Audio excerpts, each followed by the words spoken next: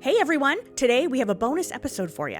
Recently, we were featured on The Broker Journey, where we joined host Jason Frazier for an insightful conversation. We had a great time on his podcast and wanted to share it with you. If you're a longtime listener, you might remember Frazier from episode 3 of Get Real 411. And if you don't remember that episode, I hope you'll give it a listen after this one. We'll be back soon with a regular episode, and I don't want to give any spoilers, but we have some really exciting guests coming up. So if you're not already subscribed, now is the time to do it. Now, let's jump into our visit to The Broker Journey with Jason Frazier.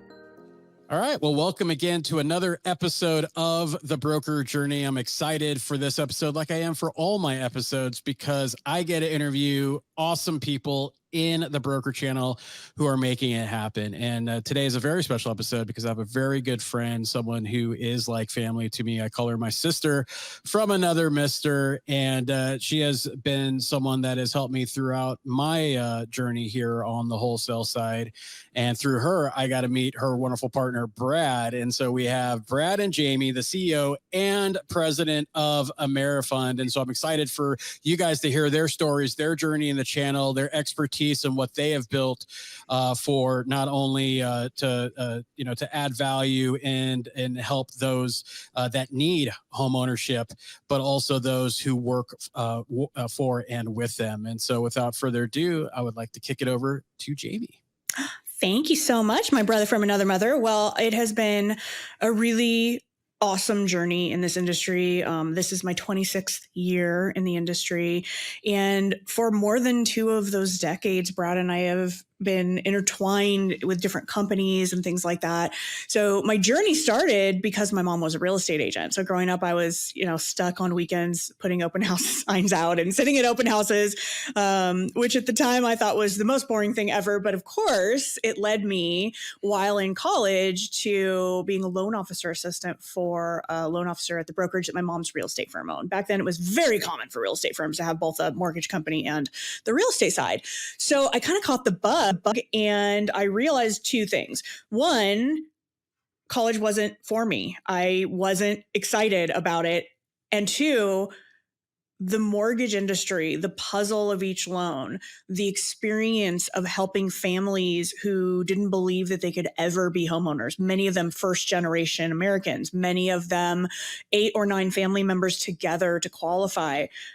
It was impactful. It made a difference. And no 2 loans were alike. So I began the process of mastering every role within the industry, starting all the way at the very bottom. I was a receptionist running the front desk and sat in every seat until I had mastered operations all the way through post-closing. At the same time, the loan officer I very, very first worked for as a 18-year-old happened to be the neighbor of a man named Brad Rice. And so in 1999, he introduced me to Brad, had a small brokerage, was just starting out, was looking for a processor. And the rest is really history. We had a little office in the next town over. I started a process for Brad, and it was like immediate yin and yang, immediate synergy, immediate like-minded people. And we knew that whatever we were going to do, it was going to be big and it was going to be together. And we've had several iterations of the journey, culminating in AmeriFund, which we started a little over 10 years ago. And I was really proud and honored to become a partner and to become the president back in 2021. And we're just really excited about where we're headed from here. Yeah.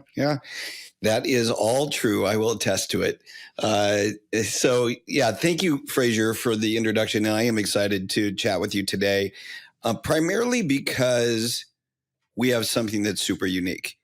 And I know this because I've been in the mortgage business for more than 3 decades. So I started the industry in 1993. Yes, folks, that is when we took handwritten loan applications. And it was in more than triplicate. It wound up toward the end, there were 7 copies you had to press through. Our copy machines only copied 1 page at a time. We use Transbox. And I'm saying this because the old timers can recognize this and they'll smile a little bit. But I took applications in people's homes, but I had a mentor. So I started in the business. It was literally the year I bought my first home. I got married. I wasn't sure what I wanted to do. I was going to college. I had real estate as a major, but didn't know what part of real estate I wanted to work in. And there was that mortgage broker, this gal sitting across the table taking my loan application. I'm like, this looks interesting. I'm good at math. And I spent a day with her. And I was like, I could do this. So I started the business. I had a mentor, and he was quite a bit older than I was. He was an old timer, and he just told me what to do, and I did it. I didn't know any better. So I just did everything he said. And I literally, from the point of, I started taking all of my friends. I had, this is when you used, like a day timer, handwritten. You had your address book was handwritten. Everything was handwritten.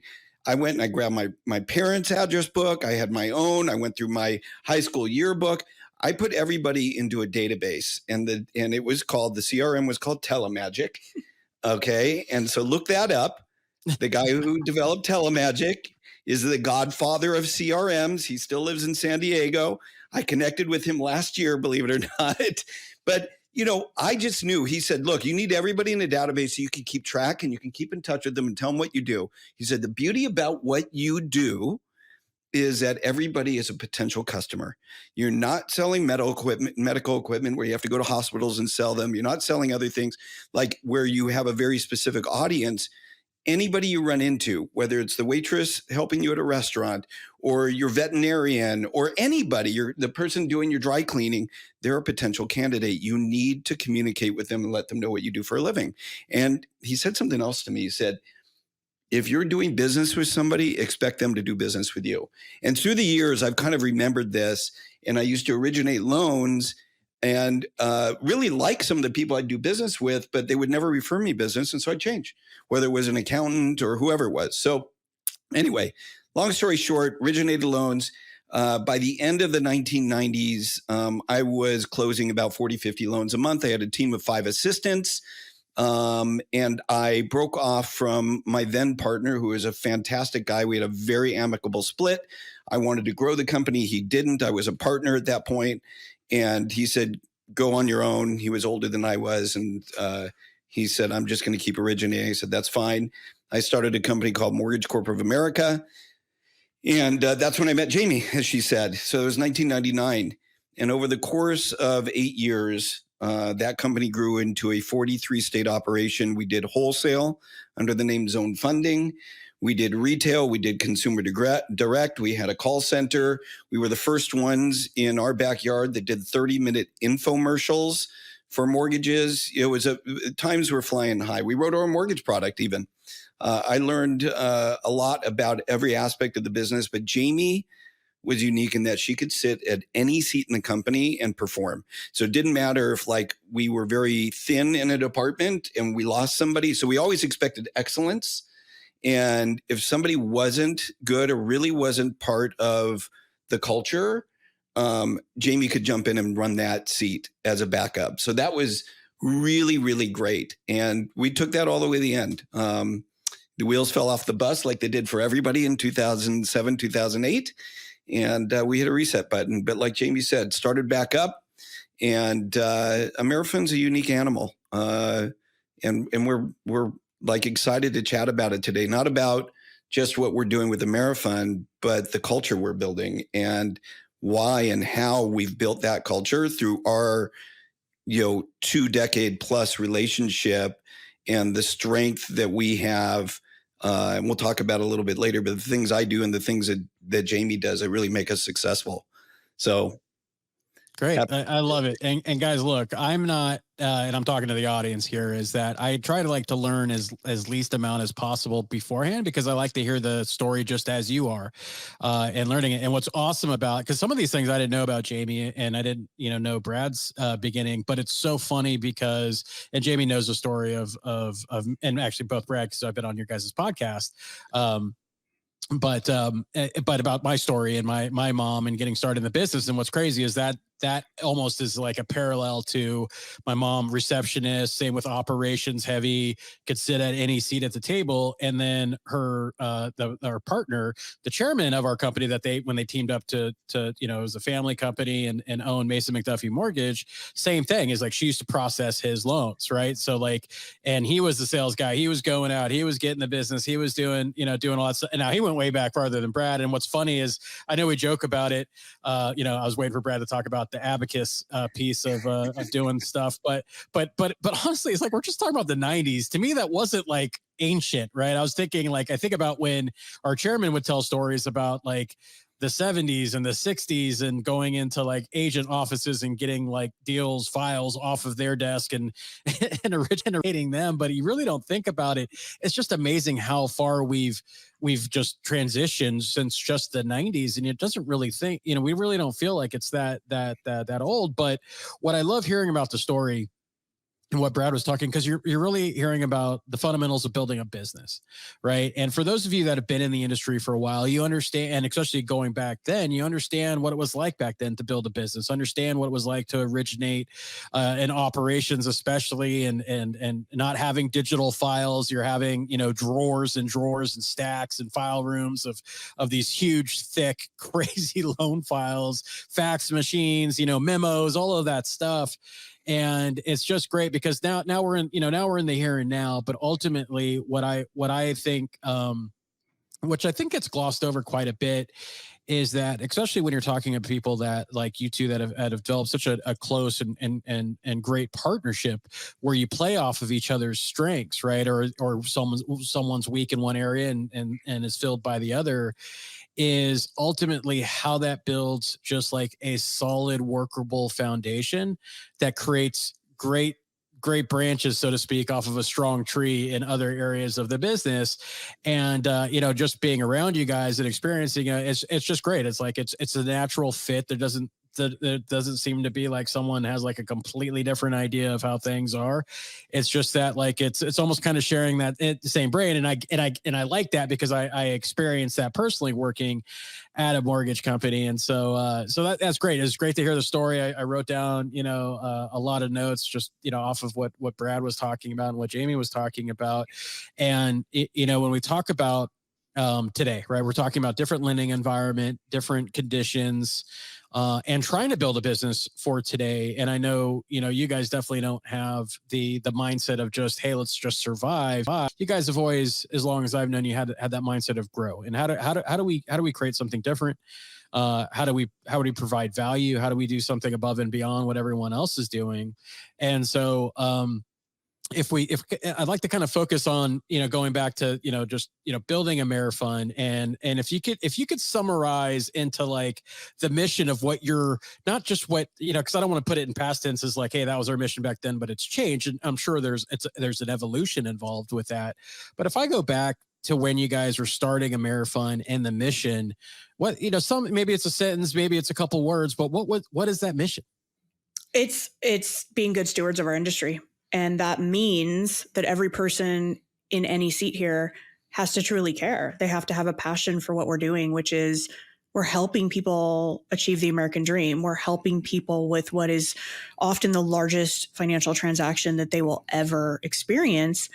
And we're teaching and empowering originators, no matter whether they're seasoned and have bad habits or are brand new and don't know where to begin or have really mastered certain loans and want to master other specialty loans.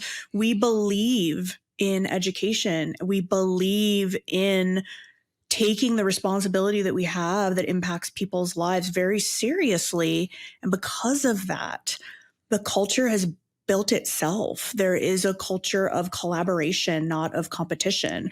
There is a belief that we win together, and it's at the foundation of everyone who's here. And because of that, folks that join feel like they've been enveloped into something, a community, and that community is powerful and very, very important to anyone's growth. And I think that, it kind of goes back to that old saying that we see all the time. And it's, why would you take advice from someone who hasn't been where you're going? There is so much to be said for the experiences we've had. I mean, we've certainly run into walls, learned the hard way. We talk about just surviving. Sadly, many companies haven't survived this last couple of years.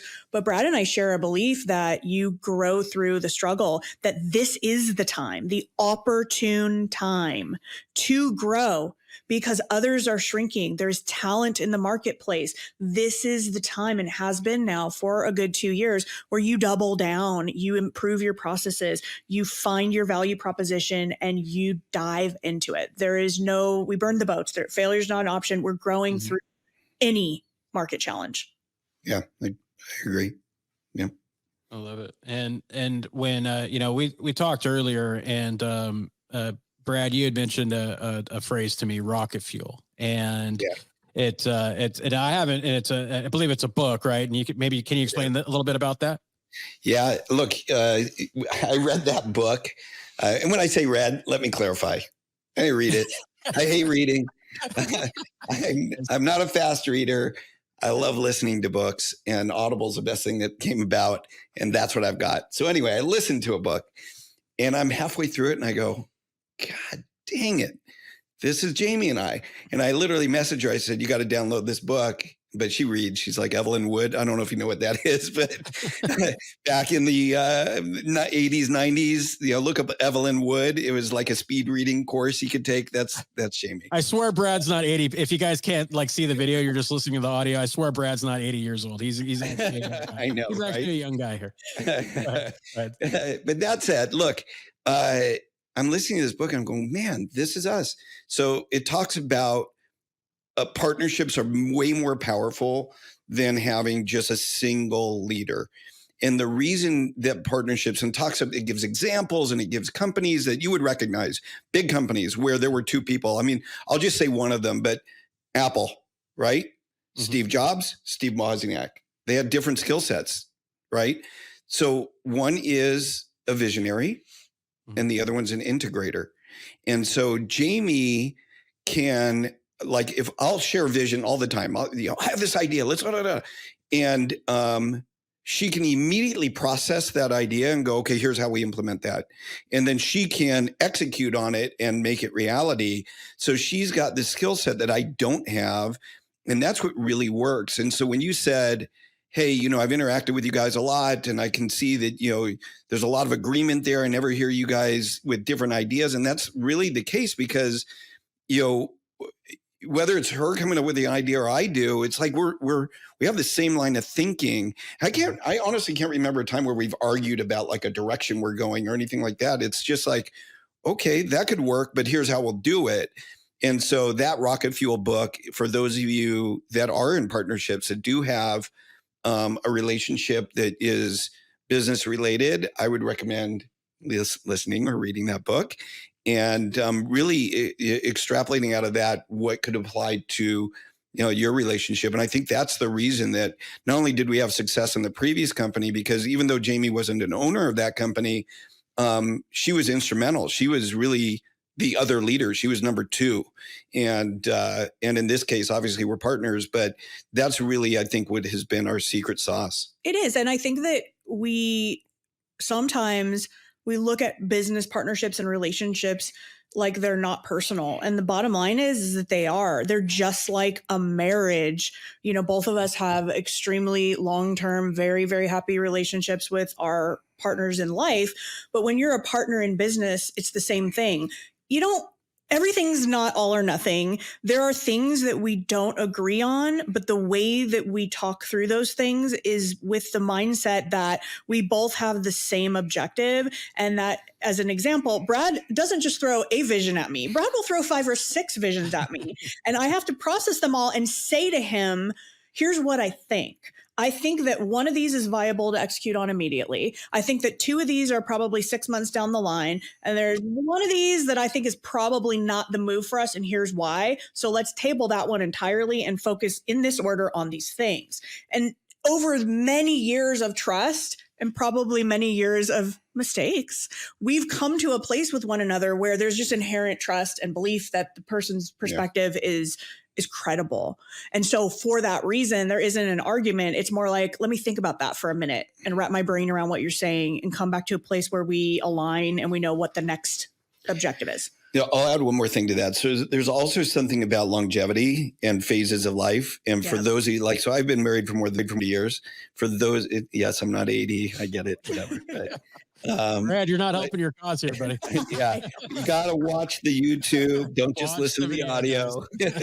I'm really not that old. But, there's something about living through phases of life. And if you don't make it through certain phases, that's why 50% of marriages end in divorce and all these things. Like, you have to understand people. And I've gone through my growth through the years. Jamie's gone through hers, and we won't talk about all the underlying things that happen just, emotionally and physiologically and all those things. But to be able to get through all of that and still have, that relationships, that's where you get to those, those folks that you see that are, married for 70 years and they're sitting in a swing together and all that, because they were able to get through all those phases of their lives. So there's something to that longevity that also creates the cohesiveness. And honestly, that's what really transcends us into the culture of the company, right? Because it all starts at the top. Like, what's our relationship like? I have no problem giving Jamie the floor. You guys know that. Hey, take it. You want to go do the circuit, go talk on stages, be the one. Like, I don't care. I don't need to be the limelight. But behind the scenes, we're a partnership, right? And so I'm encouraging her. I'm her cheerleader. And then she does the same for me. I have other endeavors I'm involved in. Although she's there to support that as well. So, I think that's really what works, is that rocket fuel relationship. Yeah, and I think one of the key words that that Jamie brought up is look, with any partnership, obviously, no one ever 100% agrees. Doesn't matter whether you're blood related, right? It doesn't matter anything, marriage, all that stuff. There's never 100% agree. If there is, something's wrong with you, right? Like, I think there's a little wackiness going on if everything's 100% and there's never disagreement. But ultimately, and you brought it up as well, Brad, just in a different way, is the trust. Right? Is that the trust when there's a disagreement, you could trust the other one knowing like, hey, look, we may disagree. We may not look at this the same way, but I trust you're an expert on your area. You trust that I'm an expert on mine. And so that negates just like, hey, that person's just saying that because of X, Y, and Z and whatever. And that's when all the other crap tends to happen. And that's how you have a long partnership like what you guys have had. And that also that trust then just naturally, because I've seen it up front, is that then that blends into all the culture and everything else that you're doing from the top down, because there's trust in the leaders. And I can tell you right now in the industry at large is that there is a vacuum of leadership right now. And that happens. And Jamie quote to me, and I know other people have said it before, but it was when the pie shrinks, the table manners change, right? And so, and you see that in the industry, because, you mentioned not surviving. So a lot of loan officers have not renewed their license. A lot of movement, obviously, with everything going on. Then you have lenders that are out of the picture now, and everyone, tends that were, maybe arm in arm before.